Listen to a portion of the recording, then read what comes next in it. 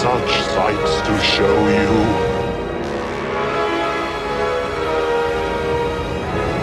I have pain.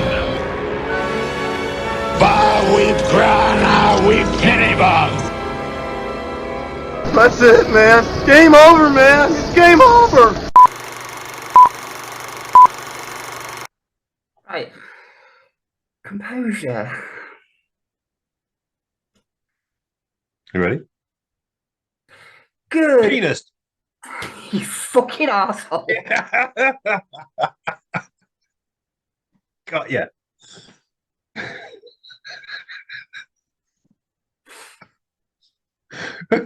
Right. For real this time. Good evening, my sweet tortured souls, and welcome to another episode of Hun, Your Geek is Showing. I am your wonderful host, Miss Violet Impulse, joined as always by the man without a plan. He likes his spam. It's the random man, Guy Jessup Braithwaite. How are you doing, honey? Hello, everybody. Good to you. You? I'm not too bad, thank you very much.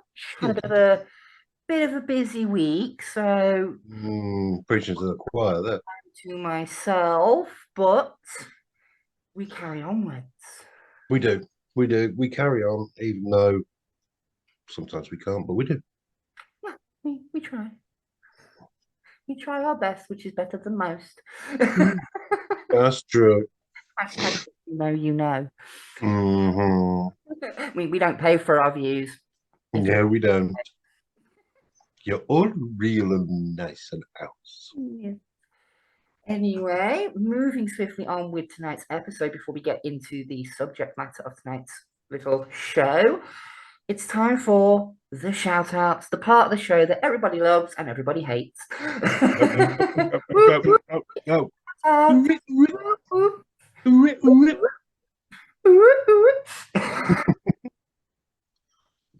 We're in a good mood tonight, you can tell, folks. Yeah, we are. Right, I'm going to go down them as they appear on my screen, starting with a comment from the Mad Bee. I think that's Mark from the Retro Group over on Facebook. Yeah, my mate Mark. Hey, dude. Yeah, he says, I've yet to watch season 3 of The Witcher. Don't know if I can be asked with it. And I did reply to this one, and this is me kind of we'll tangent about this in another episode, I feel, but I actually said that I didn't even make it to season 2. Tangent diverted. Tangent averted, yes. We thought it was a tangent, but it's a foreshadowing. There's a difference. But yeah, I didn't make it past I didn't even get to season 2 of The Witcher, so, but I'll explain that in another video, don't worry. I didn't even get to season 1. Well, there you go then. Skipping over the next lot of comments because we don't want to even acknowledge their existence. It's the man, the beard, the ginger one, JK47. I'm going to keep using that until it sticks. It's the man, the beard? The man, the beard, the ginger one, JK47. JK. It's the Ginger Ninja JK, of course. Everyone, if you've not checked it out, his channel, please go and do so. Give him a subscribe. He is wonderful. He is. He said here, oh, I need to click the read more button. Sorry, I've lost me now. Again, I should really do this beforehand. Preparedness. From our DC versus Marvel episode. So if you're watching this, last week's episode, although for us, that was back in September. I don't know where I am anymore. That last continuity went wibbly wobbly timey wimey stuff. I don't know where I am, folks. Oh no! Quick, someone get you my mummy.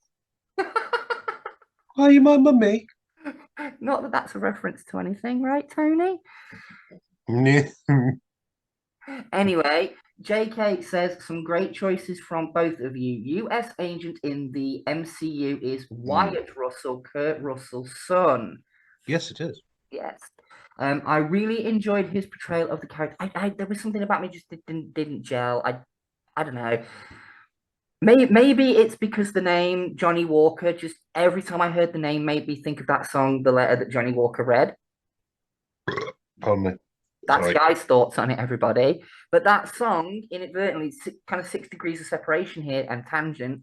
That song reminds me of playing Grand Theft Auto San Andreas because it was on the country station on that game.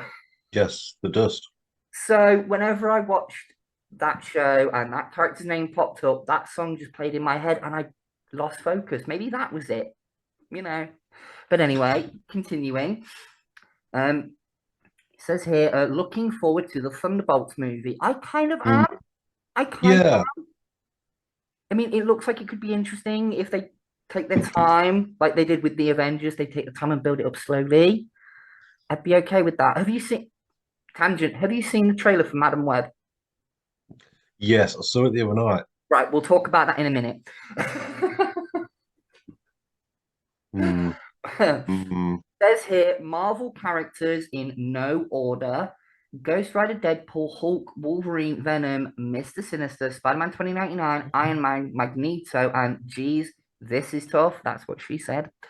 Uh, I will say Doctor Doom. And also, slight tangent, recent rumors Mads Mikkelsen is in the running for playing Doctor Doom. Let us know in the That's comments. interesting. Let us know in That's the interesting. comments let us know in the comments what you think of that. I'll let you know right now. I'm for it. I Me like too. Mads Me Mikkelsen. too. I've only seen him in a few things, but I liked what I've seen him in. I like Mads Mikkelsen and I like his brother Lars Mikkelsen. They're both tops. He also goes on to say DC is even tougher. Cyborg, Superman, good pick. Mm, Green Lantern, Carl Reiner, another good choice. mm. Nightwing, I can agree with that, especially watching the Titan series. I like that version of Nightwing. Dick Grayson Nightwing. Yeah, Dick Grayson, Nightwing, yeah. But Superman, the Joker, Constantine, yes, love Constantine. Atrocitus, the Red Lantern, yes, I know him more from playing the Injustice 2 video game, though. I say that. Yeah. Batman, Lex Luthor, and Doomsday. Again, JK, some very, very good choices from you there. Tim the Cat. And carrying on, we have a comment from our big time supporter. The follower. I went to say supporter and then changed it to follower midway through. Supolower. He's a supolower. Follower. At least he's not a suppository. No, because that would be a pain in the ass. Mm. Matron. Anyway. Good game, good game. Ooh, Kelly's in it now. Ooh. Right. Big time supporter and fan of the show, the Gazman, Ian Visagaz, who is going to be joining us on a future episode as part of what we're doing here tonight. So Yeah. Nice. keep your eyeballs peeled. Gaz, I saw your comment saying that you slid into my DMs on the old Twitter there, but I'm having trouble with my other phone. So find me on Facebook, dude, and we'll chat. There you go then. All he I says can't is, access my DMs. fun show, my loves. Thank you so Hmm. much for the love, guys. You have supported us, even when you supported me before, because I knew you before, Guy. You supported me since way before I even started my YouTube channel. So thank you so much for all the love and support you've given me over the years. I really do appreciate it. Thank you. You the man. Gaz also left a comment. I use that term loosely. Comment on our MCU rant video. It's a hell of a paragraph, so I'm not going to read the whole thing out here. But for anyone who wants to check it out, please go look in the comment section. It is there for everybody to read. And that is it for shout outs. Wow, that took a while. Yes, it did. Right, so I suppose that rolls us on to the next part of the show, which, Guy, take it away. What is it? What have you been watching, mate? Not a lot. I've been too busy. Fuck me, there you go. That was quick. I have been way, way too busy to sit and watch a lot of things. But the one thing I did get through, because I said that I would once it ran its course, I got through Loki season 2. Well, you did say you would. And I will say, again, after the bashing we gave the MCU a few weeks ago, this is kind of one of those moments where it's fixable. Loki gives me hope. Mm-hmm. Along with the Thunderbolts, I still have a little bit of faith left in the MCU. But Oh, so you're not fully eating crow yet then? no, not fully. I stand by my, Just a wink. I stand by my opinions on Ant-Man and the Wasp and some of the other shows, Miss Marvel, things like that, and the fact that there has been a steady decline. I stand by what I said. That I think personally, the next big name character movie that flops, I think is going to be the noping out point for a lot of people. They're going to be like, nah, after the Eternals and Shang-Chi and the disaster that was Secret Invasion and Ant-Man and the no, fuck this, we're done. I stand by that conclusion. No, But I agree. Loki and the Thunderbolts gives me a little bit of hope. Oh, wicked. What have you been watching then, Mr. Random Man? MasterChef Professionals, which isn't geeky, so we'll move on to what else I've been watching. The Lazarus Project series. Any good? Any good? I can't say I've heard of this one. Fucking marvelous. Well, you haven't got Sky, have you, mate? So, Oh yeah, thank you. The adjudicator has also prompted me. She is among us. Yeah, I also watched series 3 of Upload, which is over on Amazon Prime. Oh, That's really cool. not Well, so that one either. But there you go, folks. Some recommendations. Go check them out. oh, fuck, see what I have to work with, folks. I don't have Prime. I don't use Amazon. Wow, you are really struggling tonight. Fucking am, aren't I? I do not That's what use you get for fat Amazon shaming me. enough. I do not use Amazon enough to justify paying the price for Prime. It's a lot of peas and yeah. That's what you get for fat shaming me. All right, shut it, Apollo. Ah, yeah, pick on the fat kid. Yeah, same old, same. Boring, just like someone else. Yeah, well, at least you don't like Jabba the Hutt in a fur onesie like that person does. That's true. But anyway, so yeah, Lazarus Project, MasterChef, and of course, a big old slather of classic. Well, there you go then. One thing I do want to quickly say as well.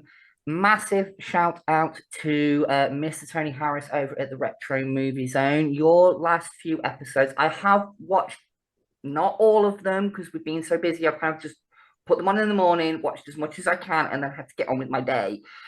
But I have caught the bits where you sang the praises of our show, and I cannot thank you enough for that, Tony. Honestly, it means so much that you talk so passionately about a show that we're passionate about. It's yeah, I'm now starting to see the kind of reach that our show has and the impact we have on people, film recommendations and things like that.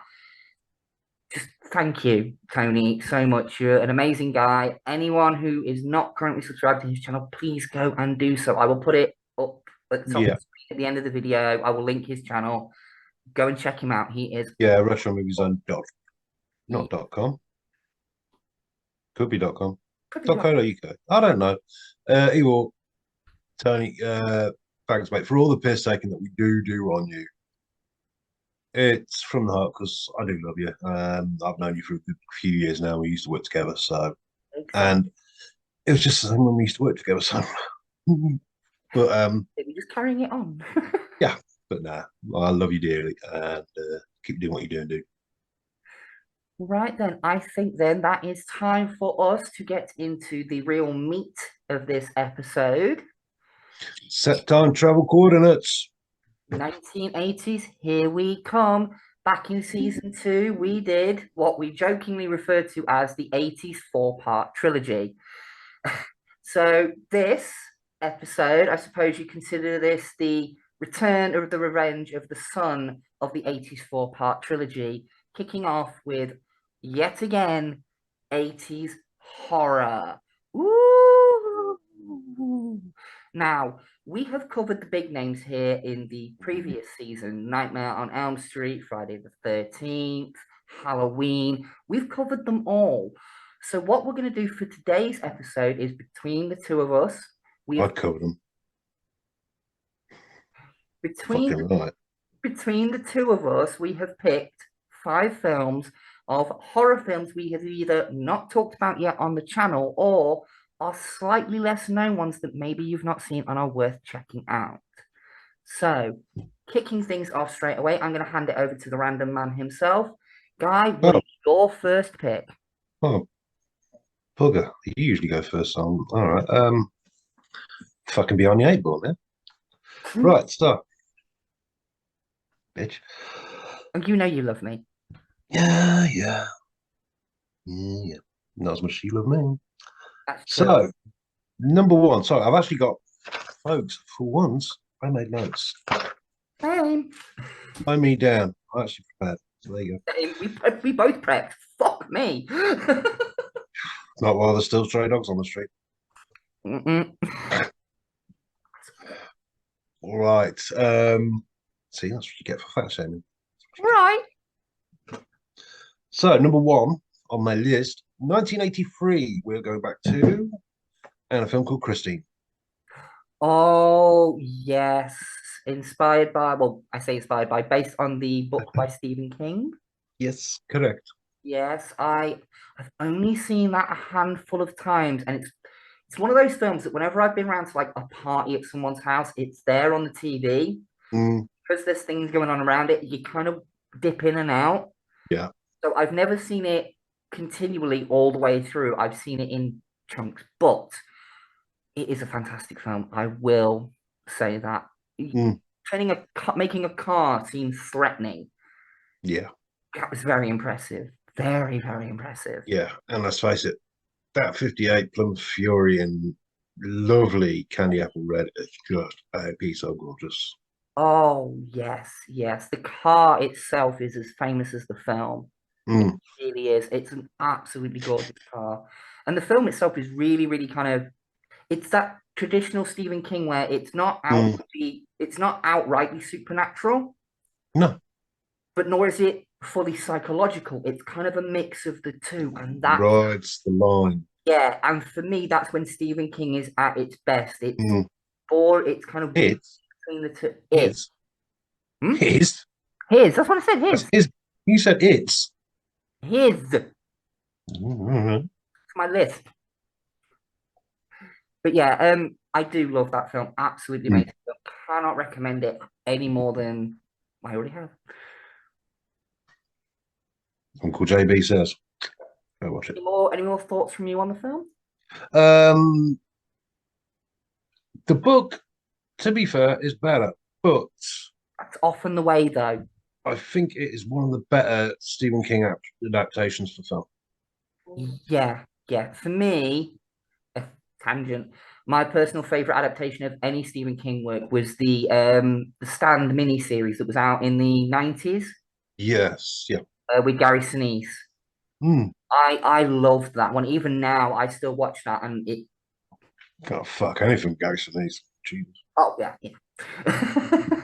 But okay then, so that's your number 1 pick. I'm gonna go with my number 1 pick, and up first, time for things to get a little bit scary and hairy around here. It's The Howling. Oh.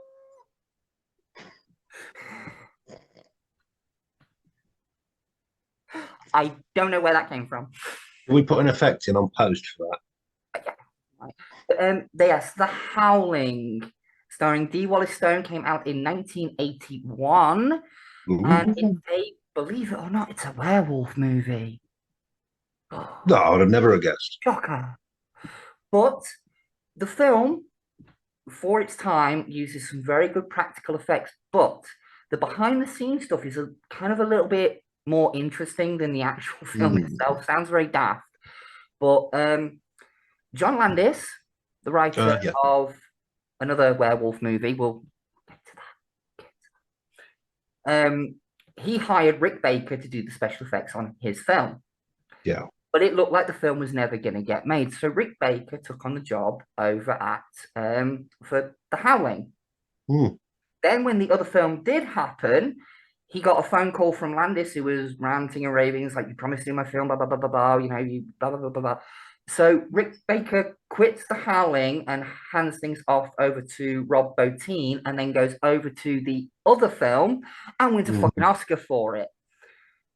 So, you know, fate, I think, may have played a little hand there for Mr. Rob Baker, the Monster Maker, you know.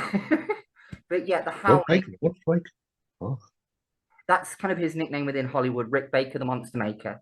Oh, okay. See, you don't know special effects, dudes. I need to educate you. But anyway, have you seen The Howling? Nope. Right, well, this is going to be a rather short segment.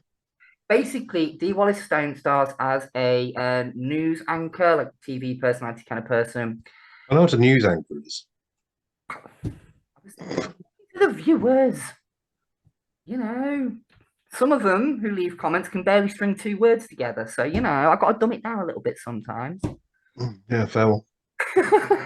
Anyway, she is the target of a stalker / serial killer. She nearly gets killed at the beginning of the film, is advised by her psychiatrist to go away to this community that helps people overcome fears and mental health problems. Turns out it's a freaking colony of werewolves. Bastards. Yeah, but very much like another film we're going to talk about, the special effects are front and center. And you know me, I think, again, I said in a previous episode, I think seeing films like this when I was younger is where my appreciation for practical effects comes from. Yeah, so they are front and center on this, and they're really, really good as well. And there's techniques in those films that they still use even now today for certain shots in werewolf films. So, well, we are products of our environment. Our environment was the 80s and practical effects. Exactly. So, you know, but going on quickly then, your next pick, Mr. Random Man. Right. Okay. A year ahead from my last pick, we'll go to 1984 and CHUD or should. I nearly picked that one. I nearly put that on my list. Simpatico.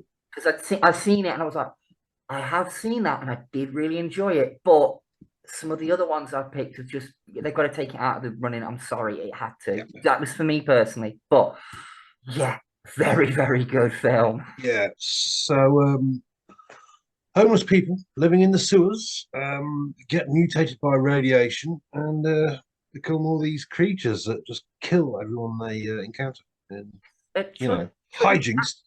CHUD's an acronym, isn't it? It's for, what was it? Cannibalistic Humanoid Underground Dweller. That's the one. See, even after all these years of never not seeing it, I still remember. There you go. The lady knows. Like a fucking steel trap. Rusty and kind of not working, but, you know. Well, every once in a while it goes off. I'll bet it does.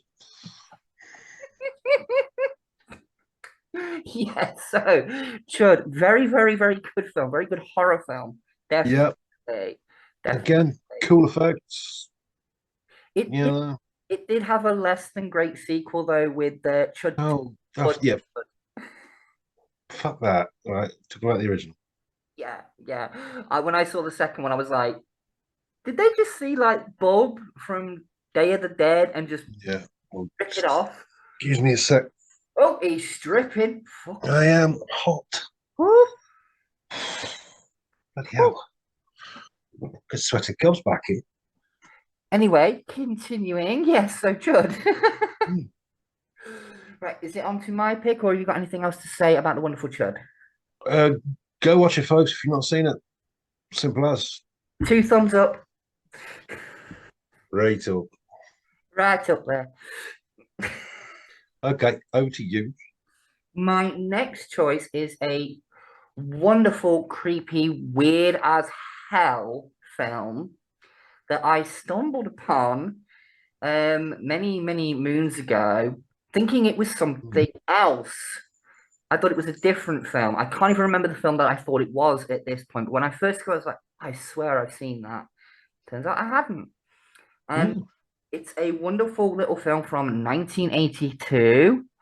It kind of launched the career for director Frank Hellenrotter, if you know who that is. Mm. And we are, of course, talking about Basket Case. Ah, do you have the time to listen to? Oh, sorry. Not that Basket Case, although I think somebody should take the trailer from the film and put that song over the top of it. Mm. Yeah, But yes, have you seen Basket Case, Guy? no, Right, Basket it's Case. your stuff, folks. Well, I went for slightly more obscure stuff. I tried to be like, if you've So not did I. go and check it out. But Basket Case tells the story of a man named, I think it's going from memory here, it's either Dwight or Dwayne Bradley, who had a conjoined twin named Belial. Ah. Late, you meet him as an adult and it flashes back and everything, but you see him always carrying around this basket. And for a lot of the film, you don't quite know what's in the basket. You think maybe he's a little unhinged and, you know, he's actually the one doing the killings and things like that. But no, it turns out that his twin that was literally growing off of his side like a big amorphous blob is the one actually going around doing the killings. Mm. And it is the perfect, it's one of those films that it's so bad, it's good. Yeah. You know, it goes full circle on itself. It's got some early stop motion stuff in it, which is horribly dated, but adds to the cheese factor. And it spawned two sequels There that you just got even freaking weirder, if you can believe that. go. So, you know, and I've seen all three. By the end Mm. of it, while I was in a big, like, power loadery mech suit kind of thing, that, yeah, just if you've not seen the franchise, honestly, if you can track them down, Basket Case 1, Mm. 2, and 3, check them out. They're absolutely amazing. And little honorable mention here, along from the same director, check out Frankenhooker, because that film is fucked. Oh, I've heard of that. Yeah, Heard of it. it's a very good film. I've seen it once or twice, and it's weird. Even by Mm. my standards, even I sat there at the end going, hey? What? Bloody hell. So yeah, go and check those out. Right, passing it back over to you, Guy. What do you Okay. Forward on a few years, we're going to 1987.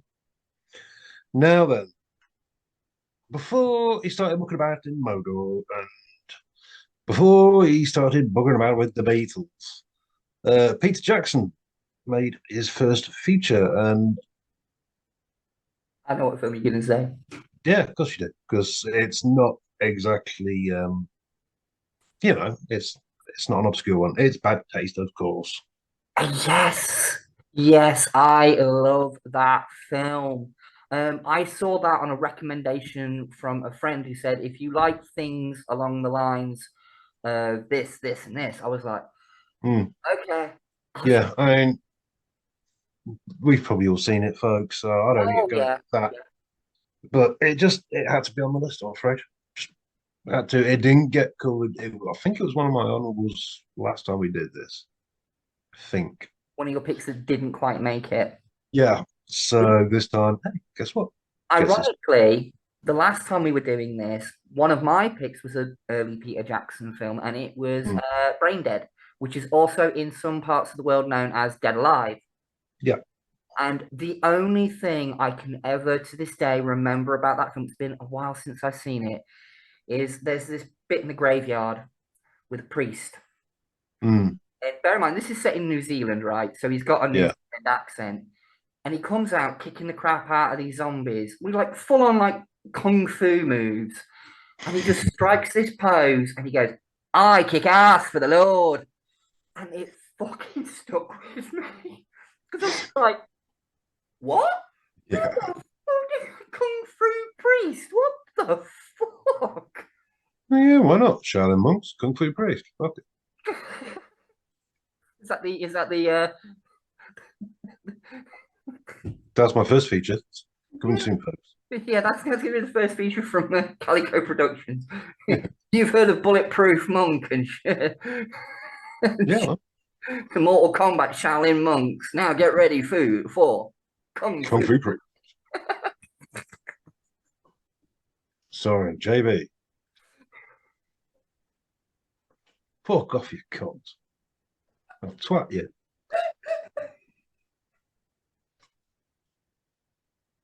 Oh, she's gone, folks. There you go.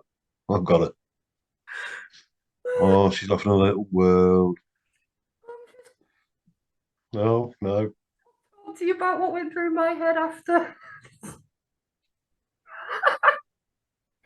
Anyway. Fruity. So yeah, Bad taste.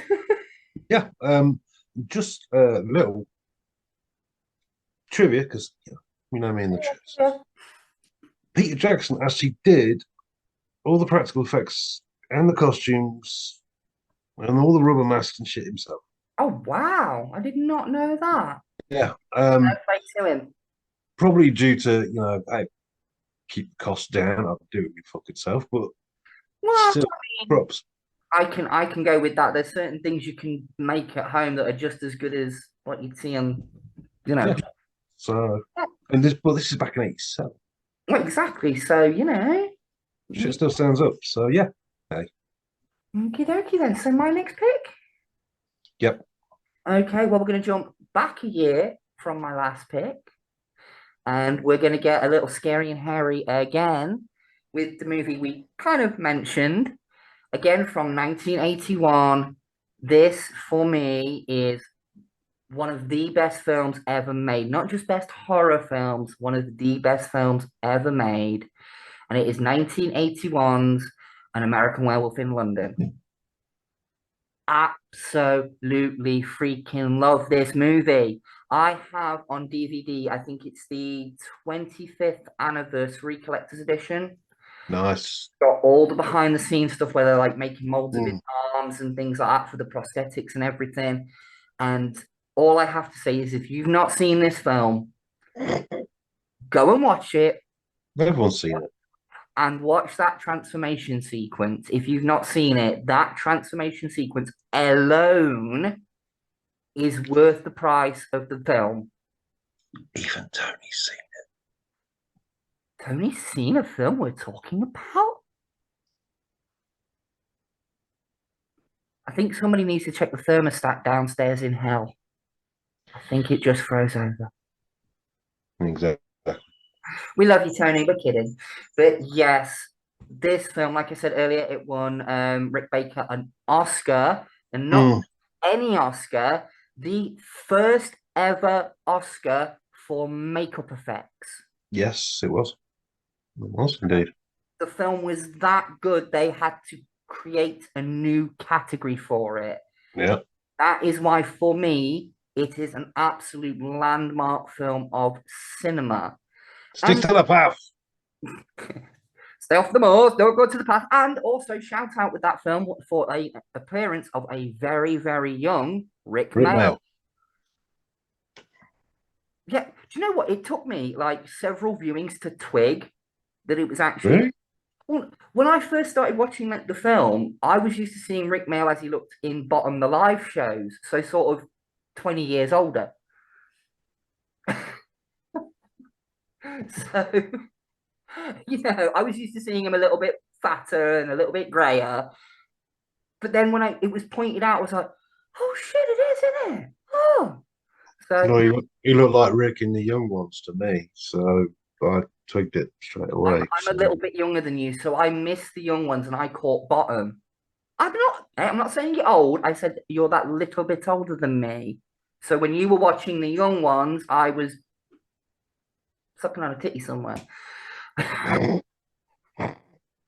What's changed? Oh. Same tit, different day. No, it's not. Let's hope it's not. No, considering she's been dead, what, 12 years? At least? Longer than that. Well, 47 necrophilia. So, your thoughts on American Werewolf in London, guy? Oh, fucking hell, man. It's a classic. Absolute classic. You I got a do. favorite scene? You got a favorite Um, well, there's obviously the change, but scene? also just the whole build up is brilliant. Some of just the lines going back and forth. Just, oh Yeah, it was it's man. And of course, billed. Brian Glover, because it's Brian Glover. Yeah, it's also billed as one of the earliest horror comedies. I don't think it's the Mm, first, but it's one of the earliest. And the comedy is never intentional. mm, It's always just sort of something yeah, happening. It's circumstantial. Like the bit where he runs through the park and rips the coat off the bench. yeah, Like that is something out of like Monty Python almost. yeah. You know. Well, Python was big at the time. Exactly, exactly. And I love the movie within the movie, the porno. Mm, yeah. Pike walks in. I can't believe you're doing this to me. I'm sorry, I thought she was single. I don't know who he is. Oh, sorry. And it's fucking leaves. Yeah. I also love the fact that every song in the soundtrack has the word moon in it. Yes, I love that. a brilliant film from John Landis. There has been talk of a remake for quite a No, few years, and no, I shan't allow it. the only thing that made me go, hmm, was the fact that Max Landis, John Landis's son, was apparently lined up to write and direct, very much like his dad had done with the original. And I'm like, if it's in the hands of a family member, maybe. No, But don't care. it Leave is it. one of those No, films that I think they should just leave alone. I have said no. Leave it. It is X out of history forever now. I have spoken. So yes, moving on to your next choice, guy. So yeah, let's forward a few years again to 1989, Mhm. and we're going to have it's Japanese Tetsuo the Iron Man. Brilliant, brilliant bit of Yeah, body horror. I love that film. Ah, got a bit of body horror. Yeah, the bit with the mechanical, you know yeah, the bit I'm on about. yeah, yeah. Yeah, Yeah, brilliant film. directed by and written and directed by Shinya Tsukamoto. It's chap wakes up. Basically, it's basic plot. If you've not seen it, check this out, folks. Chap wakes up to discover pieces of metal are just growing out of him Yep. in various places. And it gets worse from And there. it does get worse from there. Hijinks occur. Yeah, bloody hell. This is just, if you love your body horror, this is one of the Mac Daddies. It definitely is. It's one of the early examples of it as well. Mm. It may be in black and white, but I think that really does add to it. Yeah, but that, for me, black and white with the metal coming out, it works. Yeah, it reminded me of old school black and white comic books. Yeah. I think if it was in color, I don't think it would have as much impact.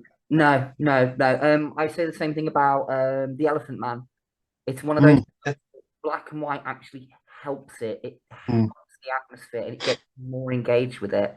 So it's definitely up there for me, that one. So there you go. Yeah. Tetsuo If the you've not seen it, folks, Go and check it out. hop to it. Right, moving on, jumping forward a few years to 1984. Now, this film spawned a cartoon, as a lot of R-rated or 18-rated films did back in the 80s for some bizarre reason. I mean, Swamp Thing, RoboCop, Rambo, Chuck Norris, they all got cartoons for whatever reason. Because cocaine's a hell of a drug. Fucking is. But for me, this film is just, if you're gonna be a filmmaker that wants to work outside of Hollywood, this is a masterclass of how to do it. And for me, it is the film that built Trauma, made Trauma what it is today. For me, an absolute seminal classic, The Toxic Avenger. Um, And that's me thinking you were going to go for Class of Nuclear. oh, Class of Nukem Heart, it is another good one, but for me, the Toxic Avenger just I saw the cartoon as a kid, and the obsession Mm, started there. I was like, I know this is based on a film because I remember seeing the posters and things like that in yeah, video shops.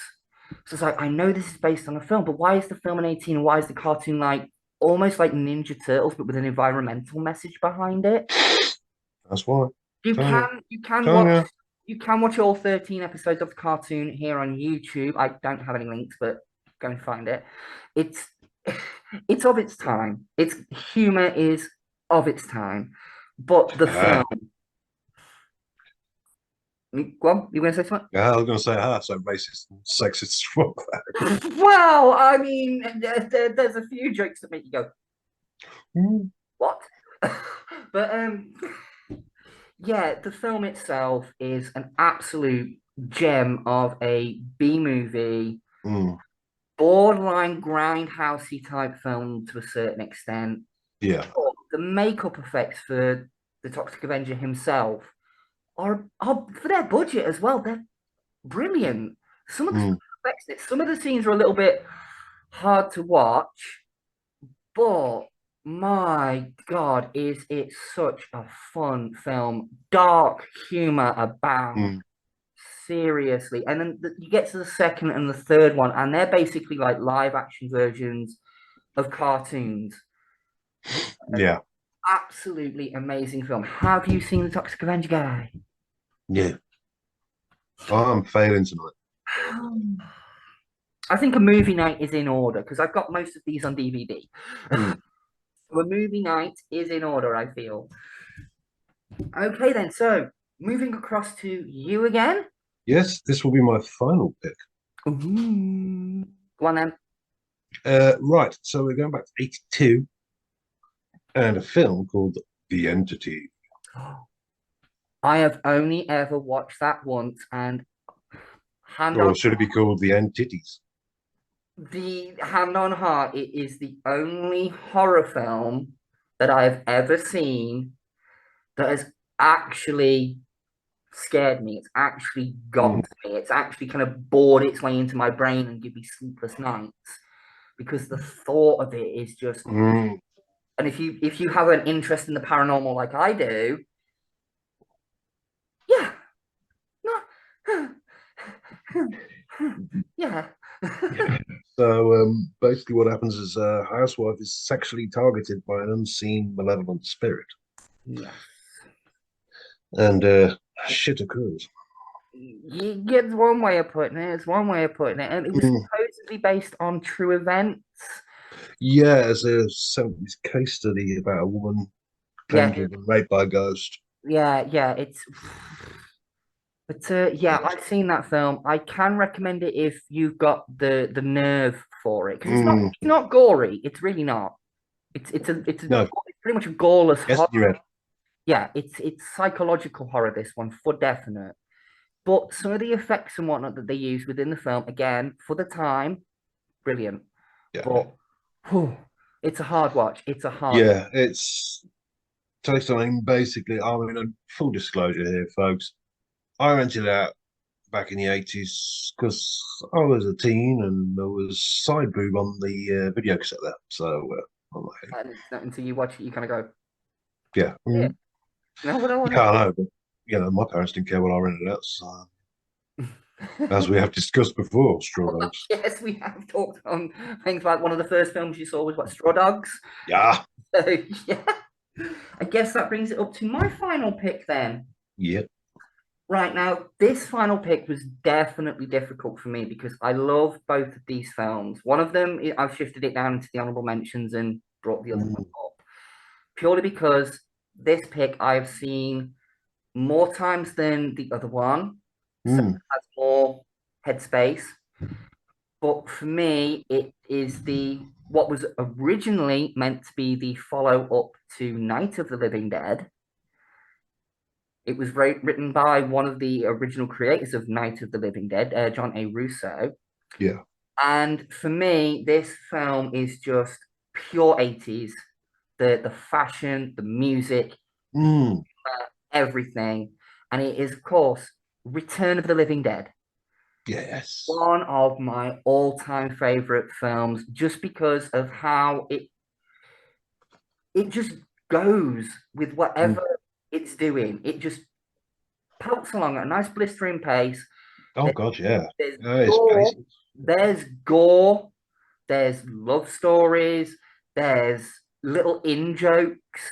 Mm. If you watch the film and you pay attention to like character names and things like that, there's it's one of those films you can rewatch and you'll spot something in the background you didn't notice on your first or second or third. Yeah, I love that. And there was even a band inspired by this film, and they were called Send More Paramedics. Mm. Because that's a line in the film that a zombie says down a radio, because zombies in this can use radios. Mm. But if you've not, Ever zombies. have you seen Return of the Living Dead, Guy? Yes. Although that sounds like a bigger film on its own, Return of the Living Dead, Guy. Oh. Coming to you, 2024 Halloween from Calico Productions. Yeah, folks. Yeah, bad good day. God, you have infected me, woman. What were we talking about earlier? About Yeah. Yes, if you've not seen Return of the Living Dead, Tony, I highly recommend you go check it out. Skip the second one because that one definitely leans way more into comedy. Yeah, I did, to be fair. The third one, though, I've not seen the third one. oh, you have to check out the third one. It's one of my favorite zombie movies because it's weird. It's a zombie movie, but it doesn't focus on the zombie outbreak as a whole. It focuses on one person and their slow descent into becoming a zombie. Oh. And it's much more dramatically driven in parts. It's still got its dark humor, but it's much more dramatically driven than even the first one was. Mm. And if you like Melinda Clark, just nodding. You know the actress? Yeah.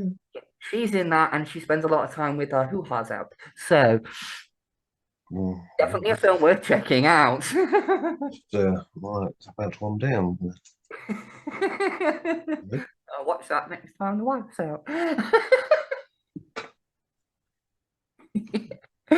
But yeah, Return of the Living Dead is just an absolute classic for me. Yeah. As much as George Romero was the godfather of the zombie movies. I think in 1984 it came out. Yeah, Return of the Living Dead kind of almost reinvented it again and showed that zombies not only just be scary, but they could also be funny as well. It's thanks to films like Return of the Living Dead that we have things like Shaun of the Dead. Well, yeah, exactly.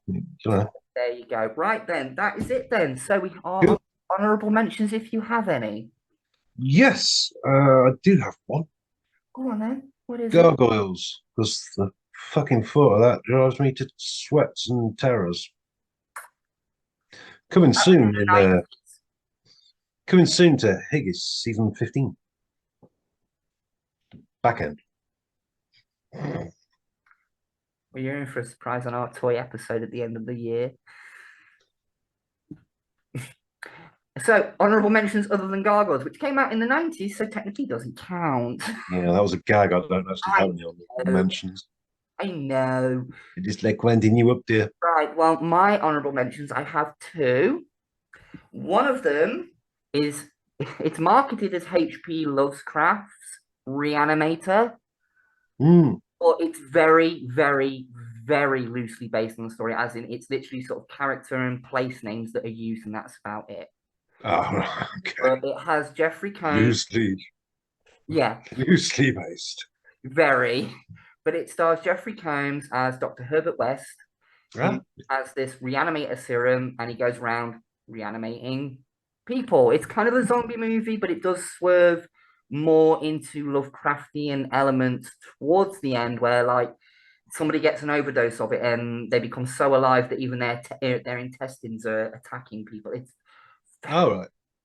But if you've never seen it, again, highly worth tracking it down, give it a watch.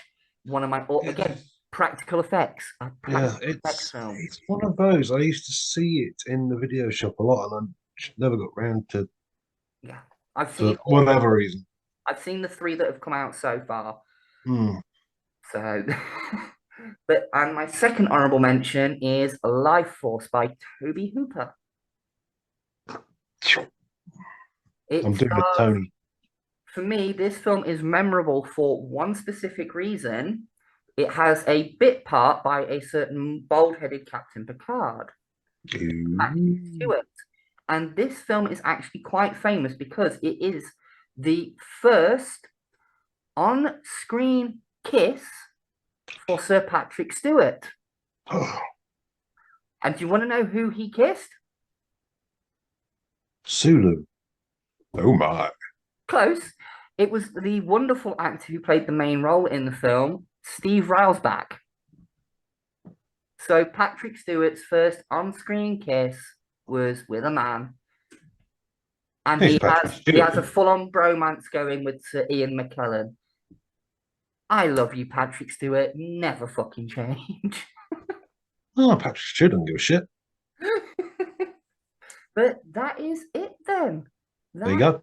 It then. So, coming up next time on Hunya Geek is Showing, we're going to be continuing our 80s 4-part trilogy. I know it makes no sense. Shut up. And we're going to be covering 80s sci-fi. Sci-fi.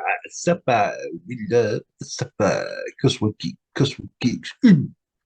Although I will say up front now, we will try our best not to mention things like Aliens and Predator for the simple fact is we've done full episodes on those here on the channel. Go and look at those. If you want to know more about Alien Predator, go and watch those episodes. We've sucked off enough, seen enough. Yes, we have. We've had enough acid, blood, and wire netting thrown at us to last us a lifetime. Yeah. And that's just on a trip to Aldi.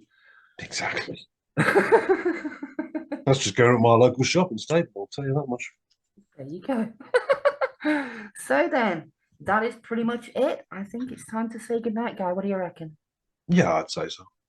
Right, well then it's been a good night from me, Miss Violet Impulse. Why are you doing jazz hands?